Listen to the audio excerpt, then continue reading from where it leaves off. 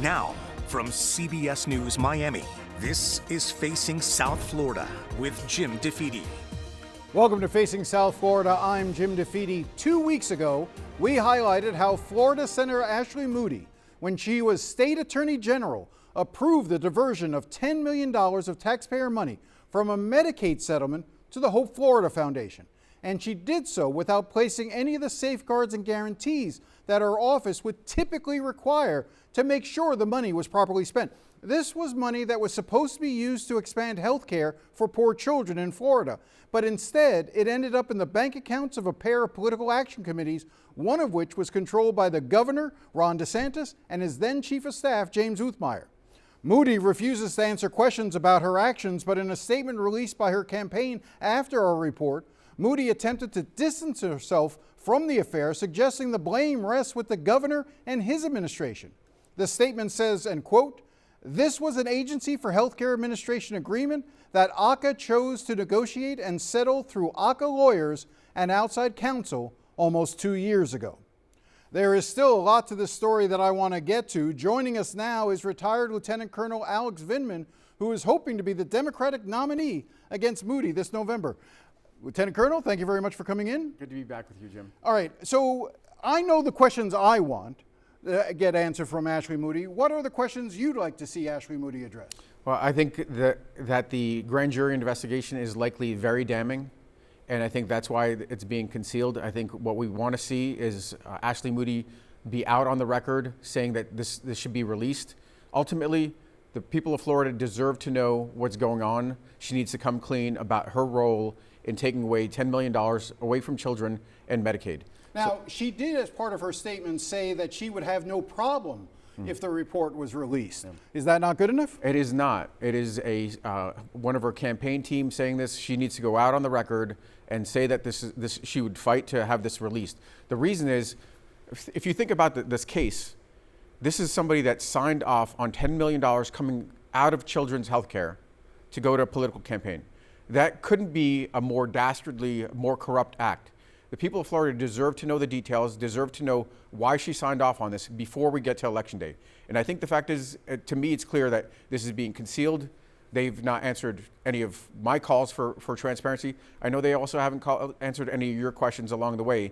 There's a lot more to this case, especially if you think about it in the context of somebody that's taken $1 million from the big insurance companies while the rest of us are experiencing the highest insurance rates in the country. That she's happy to not hold them to account, taking money from drug companies, from every special interest. It's the context, not just this particular scandal, that leads me to believe that this is just part of a big pattern of corruption. Now, to be fair, I do want to make it clear that it is not clear whether or not Ashley Moody knew of the plan to send this money to Hope Florida and then divert it into the political campaigns. Yeah. That, to me, is the overriding question here, is what did she know? When she signed off on this deal for the money to go to the Hope Florida Foundation, was she also aware that the money was ultimately intended to go to political campaigns to run ads against the marijuana amendment that was on the ballot? The people of Florida deserve to know. The people of Florida deserve to know why she signed off on this deal without safeguards, why she was happy to be a handmaiden to some sort of corrupt political scheme. This was anomalous. Just signing off on these funds being diverted from healthcare alone is a huge anomaly. Why did she do that? Well, to me, it's clear that she was serving a political interest. Why do you think this story has resonated? It's one of those stories where I put it out there a couple weeks ago, and I'm even surprised that by how many people have picked it up and talking about it. Yeah, it is not the least bit of a surprise to me. The reason to me is I've had 250 events across the state of Florida talking to Democrats, Independents, and Republicans. They're working harder than ever and falling further behind. They understand that there's something rotten in the system. It's rigged for the billionaires, for the corporations, by corrupt politicians that are happy to deliver for power. And they see this reflected in Ashley Moody.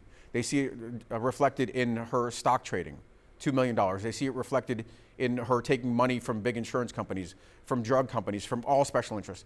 And in this particular case, could you imagine a worse scenario? If you're looking for a loyalist, if you're a villain looking to recruit a henchman, and you're trying to figure out what is the bar to make sure that you have the ultimate loyalty test, somebody that's willing to take $10 million away from children to deliver for politics in a political campaign, couldn't have proven themselves to be more loyal and more of a rubber stamp. That's why this resonates with the people of Florida. I think one of the things that is striking to me is she's actually been canceling interviews that have come up since, that were preordained, pre-scheduled, because she doesn't want to answer questions about this. I'm just confused as to why she thinks that she can run a campaign basically behind closed doors and not get out there. She's limiting press access to her events. What you talk about this reflecting a larger issue. The issue of corruption is one that I think in the age of Donald Trump and what we've seen from the Trump administration in terms of his self-dealing and those sorts of things, I think the issue of corruption is going to be one of the central issues in this year's cycle across the country. I think that's absolutely true. I think it's because costs are crushing folks, and they understand that it's not because they're not putting the work in. It's not because of them not delivering for their families. It's because there's something rotten in the system. And I think what resonates with people about this campaign, what's powering this campaign, what's having us engage with packed rooms, with donors that are pouring in, very much a grassroots-driven campaign, is my record on this is clear. I don't think there is anybody else in this country that's running for office that has this record of fighting corruption regardless of the consequences, doing the right thing regardless of the consequences, fighting the fights that need to be fought, and delivering results. So I think that's an important factor for this candidacy and what's going to allow us to score a win. What Ashley Moody is living in is she's living in the past. She's living in a past in which this was a purely partisan race, the way it plays out, that the Republicans that have a majority show up in force. That's not what we're seeing. We're seeing Democrats consolidate. We're seeing independents cross over. And we're seeing disaffected Republicans cross over to this campaign in force. That's what's going to deliver us a win. And her taking shelter is not going to get her very far. I want to broaden it out to talk about the campaign overall that you're running. Obviously, we saw that in the Judiciary Committee, she voted to advance the nomination of Todd Blanche. It seems like he's on a path to now getting approved as Attorney General. I don't think I need to ask you, but you would not be voting for Todd Blanche if you were in the Senate at this point. Tell me what the issue that you have, why you think that's a problem, have him in the role of Attorney General. So one of the important roles of the Senate is confirming appointments for cabinet officials. So at every turn, the Senate has a role to make sure that these leaders are qualified, competent. Todd Blanche's single qualification, his single competency is loyalty, absolute loyalty to partisan politics, to corruption, to advancing the cause of corruption, instead of fighting for the people. The Attorney General, the highest official in the land, should be fighting to make our streets safer, fighting to bat down corruption. And Ashley Moody is happy to sign on to that agenda, having a politician, not a professional, not somebody that's competent, not somebody that could do that job in that role. This is her pattern all the way through. She's voted for a war 10 times, giving this administration a free pass on this war. She's voted for all these different things that are making life harder for the people of Florida because she's a rubber stamp. She passed that test with the Hope Florida scandal, signing off on $10 million out of children's health care, that she will be an automatic rubber stamp for all these things that are making life harder and costing Floridians. You mentioned the war. I want to ask you about that. Is the United States losing the war with Iran? I don't see an easy way out of this war in which we haven't complicated and frankly harmed our U.S. national security. The reason is that we've lost soldiers. This war has cost $100 billion. The Iranians are leaving this war seemingly stronger because they control entry into this one critical waterway that they're going to be able to extract extortion fees from anybody that translates. It's driving up costs, and there's no easy way out. This is another issue with Ashley Moody. She could be calling for competent diplomacy. She could be calling for a path that gets us out of this war, alleviates the cost for folks. Instead, 10 times she's voted to give this administration a free pass. That is, to me, a disqualifier. We've lost troops. Hundreds have been injured. Billions, 100 billion spent, and the costs have been going up for the people of Florida. That is a disqualifier. She is incompetent and not capable of doing that job. Do you want to debate Ashley Moody? Are you planning on debating her? I would love the opportunity to make my case to the people of Florida across the political spectrum as to which candidate will fight corruption and lower costs. Is that a yes to yes. You're debating her? I raise that also because you did not debate in your primary. Yes. And I am loath to do this because I've covered politics for more than 30 years in Florida, and I know that when you start talking about the actions of the spouses of candidates, it gets tricky because they are so emotionally invested that they often say things. Your wife issued something on social media in which she described Angie Nixon in very unflattering terms and even made some comments about her wardrobe, her clothing. I know that your wife apologized for it, but this is an issue that you're going to face, the failure to debate Angie Nixon and then these comments. Are you concerned about being able to bring the more progressive elements, the black community, into your campaign if you should win the primary? Well, I just want to be clear that my wife recognized that what she said was wrong. She made a mistake. She took down the post, apologized publicly, and also communicated to Rep. Nixon. I think that is what we try to do. This family is about accountability. It's about doing the right thing, even when it's hard. That means taking account of your mistakes and moving forward. And for us, I'm worried about getting everybody together. This is a daunting challenge. Winning this Senate seat in the environment of Florida, seemingly moving towards a more conservative, Republican environment, we need everybody behind us. We need Democrats, independents, and Republicans. So absolutely very much focused on this. You see what the playbook is going to be for Republicans across the country. It is to basically brand all Democrats as members of the DSA, as socialists, as communists. You know, that is going to be the overriding thing. Given the results in Michigan, given what we've seen in New York and other congressional races, what do you make of the rise of the DSA movement within the Democratic Party? I think, to me, what's crystal clear is that we need all Democrats on board for this campaign. That Democrats, when we get through this primary, come together and recognize this is the campaign that is going to fight the fights that are necessary, and cooperate and deliver results and a cost-cutting agenda and fighting corruption. Are you a socialist? I'm not a socialist. My family fled. This is a good opportunity to just maybe say the fact that I'm a 21-year combat veteran, Purple Heart recipient, airborne ranger, served under authoritarian regimes in Russia, have fought against this. And that's because this is a personal issue to me. My family came to the U.S. in 1979, fleeing communism. We arrived as refugees. We were dispossessed and abused by a communist regime. We are absolutely focused on, and I think this is where we find common ground with Venezuelans that fled socialism and Cubans that fled communism, that there is common ground, and none of this is going to stick. But I think it's important to recognize that we need to bring everybody together for what really matters. What really matters is delivering real representation, a fighter, and political power back to Floridians. Alex Vindman, thank you very much for coming in. All right, when we come back, we interview congressional candidate Robin Peguero. Stay with us.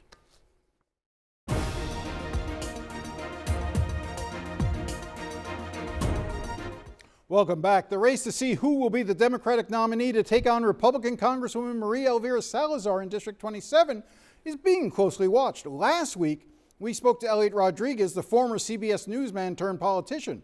This morning, we talked to his opponent, former prosecutor Robin Peguero.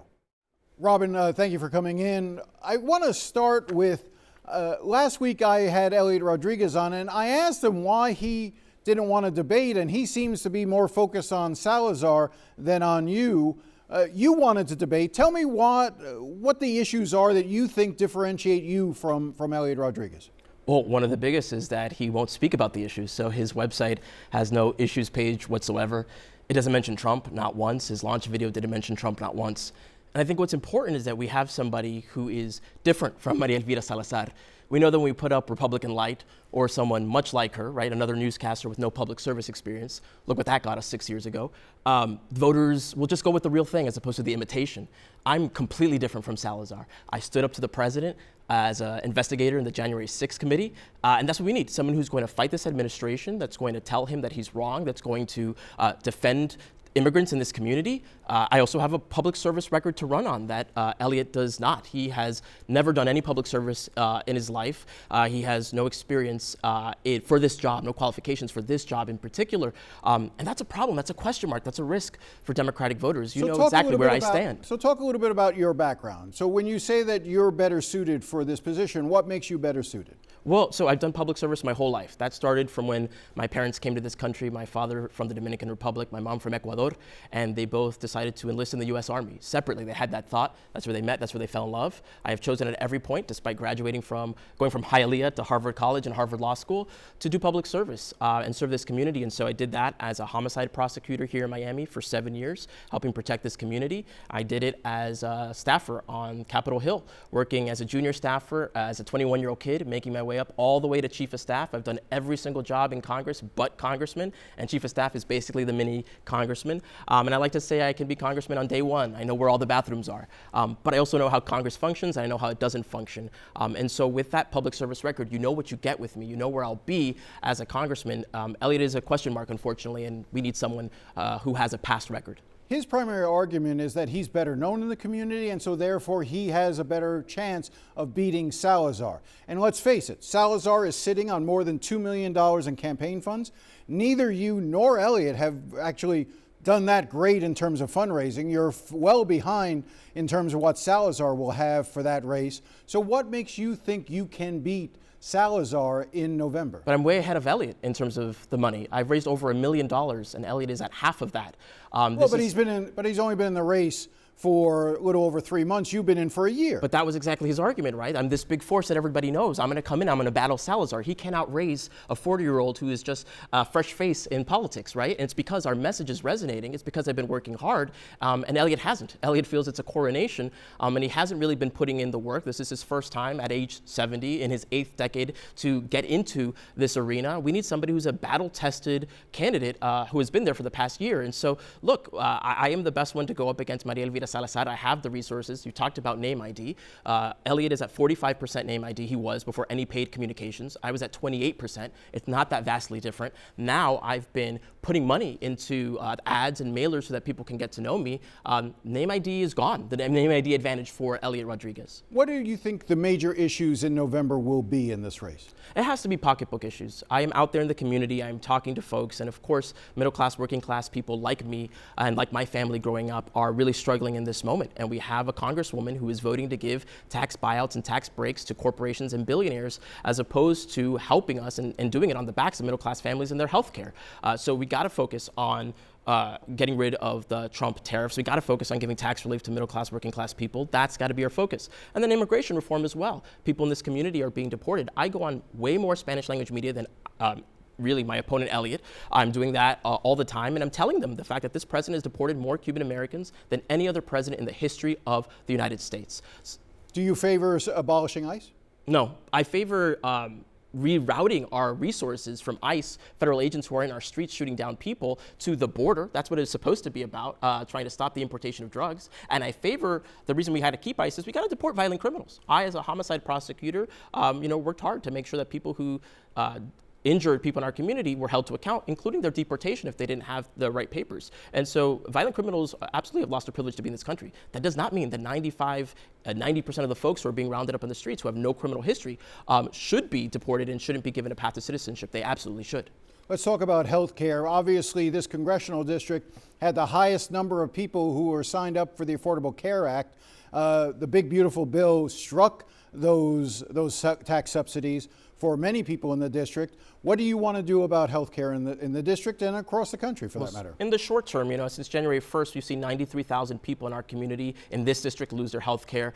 The people who got to stick with it saw their premiums double and triple. That makes no sense in the richest country in the world, so we got to extend those subsidies. But permanently, we have to have a public option to lower prices. That's more competition with private insurers. If they have a quality Cadillac plan that many people can afford, they got to put up an actual product that people will pay for, that's fine. And if they can't compete with the public option, then they'll have to reduce their prices in order to compete. And that's capitalism. And that's the way we're going to get to getting people universal care coverage. So again, I just want to be clear. You would support a proposal for Medicare for all, what Bernie Sanders had long advocated. Absolutely not. So Medicare for all is a single payer system. That's eliminating private insurance companies in this country. And actually, Eli Rodriguez in our Miami Herald endorsement interview said that he supports Medicare for all. That's going to be played ad nauseum in the general election because it's socialized medicine. A public option means you can keep your private insurance, of course. There's just another option, a public option, so that people can buy into that if they want.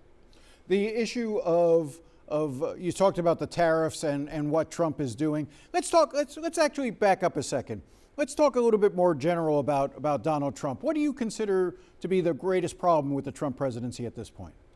I do think it's because he's not focused on middle class and working class people. That's what helped him get elected. He was talking about the economy. He was talking about how he's going to bring prices down on day one. And of course, prices are still sky high. And not only that, to add insult to injury, he's defunded our health care. So that has to be where we, focus. And as a congressperson, someone who has experience in Congress, I would have an economic impact statement for every single bill I propose. Because if it's not helping you keep your own damn money, then it's not worth us spending taxpayer dollars and debating it and voting on it. One of the issues that Republicans are likely to use going into November is all of the candidates who are running as DSA, Democratic Socialists of America candidates, and the idea that the Democratic Party has been taken over by socialists. The president just refers to them blanketly as communists. In South Florida, those words, socialism, communism, evoke a very strong reaction. How do you deal with that, and what do you think of the wave of Democratic Socialists in New York, in Colorado, that we've seen winning elections and moving forward? Yeah, they evoke the same feelings in me. I'm someone who grew up in Hialeah, hearing the horrible stories of people who suffered under communist regimes in Cuba, Venezuela, so on. I call myself a democratic capitalist. In fact, in the largest Spanish language newspaper in the world, El País, the headline is "Democratic Capitalist Takes on Maria Elvira Salazar."